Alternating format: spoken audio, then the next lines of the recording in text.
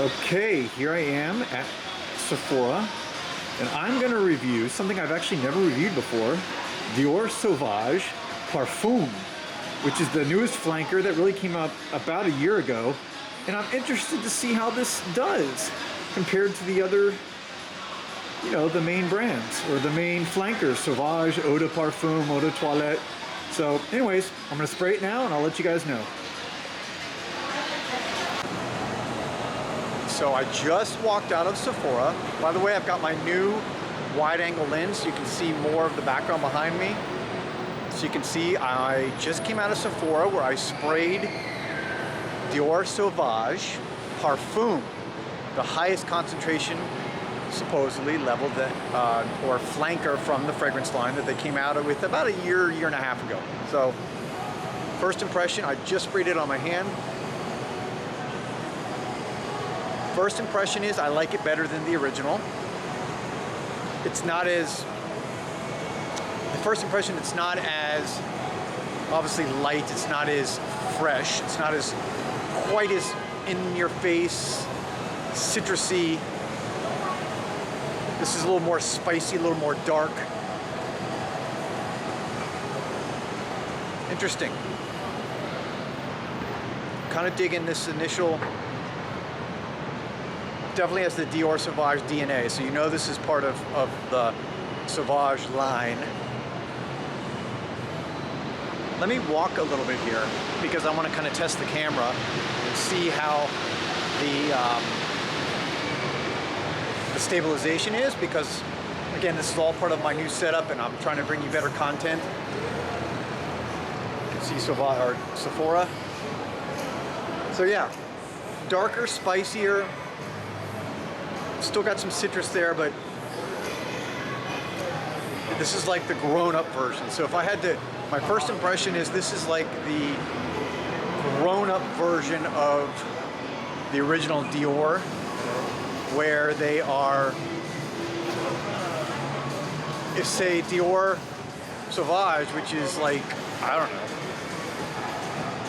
pretty old now. So this is like, it's now in its 20s and it's like kind of growing, and it's taking on responsibility, and it's got to pay bills, and it may even have a kid. That's what the initial impression is of Parfum. So I'm going to keep updating it as I walk around the mall over the next few hours and let you know what I think. And there you have it.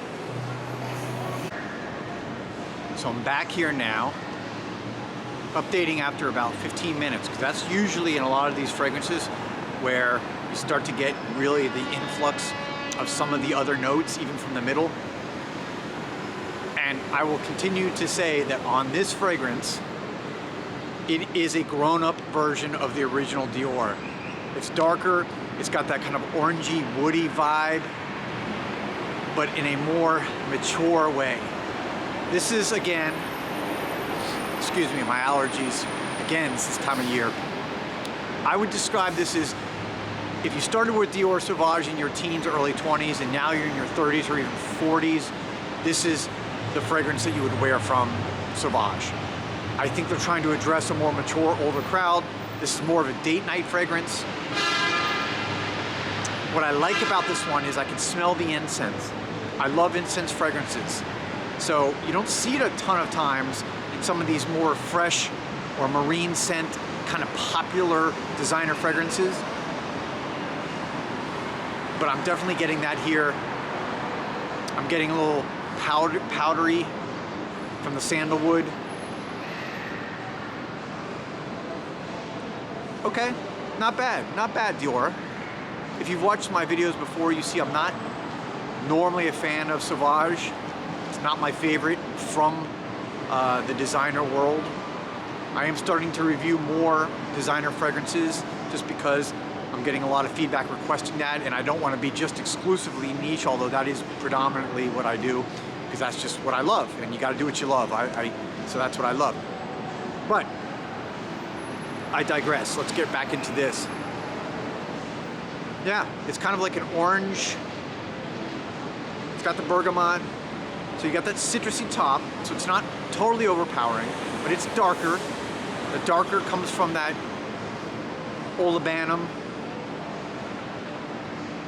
To me, I wouldn't be surprised if this had a little bit of amber in it. I don't think it's listed as one of the official notes. But a lot of times they put stuff in that they don't officially list. So I'd love to hear some comments, guys, now that I'm sitting here thinking about this. What do you think of my comparison of this being a more grown-up, mature version of the original? Do you wear this yourself? How do you compare this to the original or the other flankers from Dior Sauvage? In the first roughly 15 to 30 minutes, I like it better. We'll see if that holds as the dry down goes along, but so far I like it better. So again, let me know, put some comments below, and you guys can, give me some ideas of what you think. So now I've been walking around now for about an hour. I'm here at the Brickell City Center Mall, and it is, how do I say, a high-end mall here in Miami. Really high-end outdoor, indoor mall.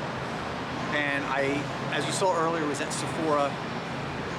So I've been walking around now for about 2 hours. So I'm in the heart of the middle notes of the dry down. The sandalwood has definitely given a little bit of a creamy, powdery nature, which I like. I like sandalwood, and I like when a fragrance which is typically would be like a freshie or kind of a boring fragrance typically to me, it's brought a little bit more to the table. And the vanilla and the tonka, which are in the base, definitely coming out now.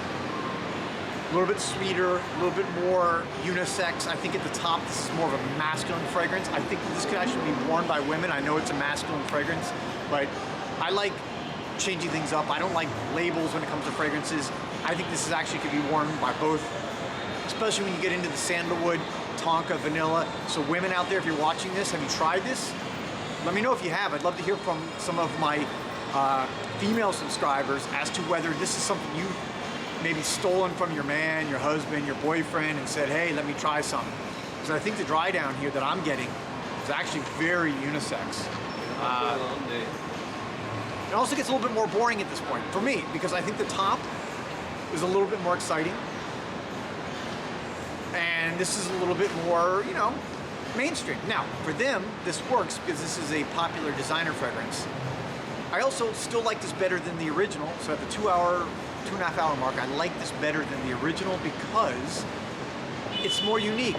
Probably it's not a popular opinion. I'm sure a lot of people prefer the original because a lot of people prefer the original of everything. And typically, I don't think flankers, also to me, it's kind of a boring concept because you have one popular fragrance means you got to go out and do a bunch more. It's clearly a marketing ploy just to ride the popularity. But this is a flanker that I gotta say I truly enjoy better than the original because it's more unique. It gives you a little bit different option. It's more mature, and I like individuality. I like being different from the crowd. I like something that's unique, that gives you a little separation from everybody else who's wearing the plain old Dior Sauvage. Not to knock it. If you like it, you like it.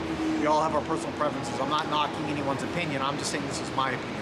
So I will do one more update in a few hours to let you know how the dry down and the projection and longevity goes. As far as the projection right now, it's typical Dior, Sauvage, beast mode type projection. Got to be a little bit careful if you put too much on. If you put more than maybe 4 sprays, it might start hitting other people and might offend some people. So you got to be careful there on this one. But I'll update the longevity and give my final assessment in the next segment. All right, so I'm back for a final analysis of Dior Sauvage Parfum. And I've been wearing it now all day. And I gotta say, I kind of like the dry down. It's basically goes into this again, pretty long sandalwood middle note with some incense, but it also gets this kind of metallic vibe. And to me, this is just, it's unique among the Sauvage family, the Dior Sauvage family. As I said earlier, I think this one is the grown-up version. It's the father. It's the, I don't know, not grandfather, but it's like the, you know, maybe not even the father. It's more of someone in their probably 20, early 30s, even 40. So I guess it could be the father. This is for you the Dior Sauvage fans who started with Dior in their teens or 20s. And again, like I said earlier, they want to step up their game, and you want to get kind of, as you grow older, you want a perfume or a fragrance to grow with you. I think they've hit the right note on this one. I will also say what I like about this one is that it doesn't smell so typically designerish. That designerish DNA that so many of the Sauvage, the Acqua di Gios, you know, all those really popular fragrances. To me, this one is a little bit different from all those. So there you have it. I would recommend buying it.